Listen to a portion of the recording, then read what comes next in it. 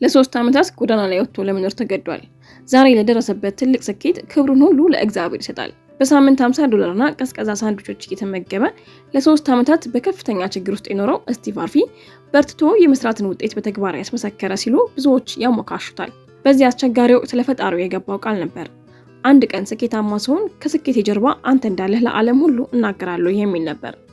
እንደተመኘው ተሳክቶለት በተገኘበት መድረክ ሁሉ ይህ ሁሉ የእሱ ስራ ነው እንጂ የእኔ አይደለም በማለት ምስጋናውን ለፈጣሪው ያቀርባል።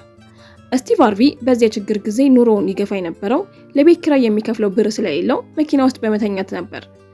ገላውና ልብሱን ለማጠብ የግድ ወደ መዋኛ ገንዳዎች መሄድ ነበረበት። በዚያ ችግር ወቅት ዋና ስራው ኮሜዲያነት ሲሆን የሚያገኘው አነስተኛ ገቢ ከምግብና ከቤንዚን የሚያልፍ አልነበረም።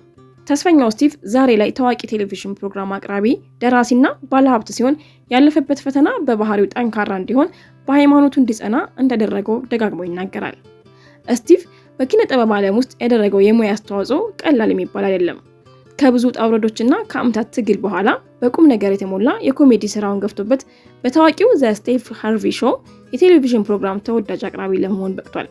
ከዚህም አልፎ እንደ ፋሚሊ ፊውድ ያሉ ዓለም አቀፍ እውቅና ያላቸው ትላልቅ የቴሌቪዥን ፕሮግራሞች በመምራት እንዲሁም አክት ላይክ ኤ ሌዲ ቲንክ ላይክ ኤ ማን መጽሐፍ በመጻፍ በብዙ ሚሊዮኖች የሚቆጠሩ ሰዎችን ህይወት የነካ ትልቅ ዓለም አቀፍ ደራሲም ጭምር ነው። ፈተና ይሞርዳል ያንጻልም ይላሉ የስነ ልቦና ባለሙያዎች። እርሶስ ምን ይላሉ? ሐሳቡን ያጋሩን።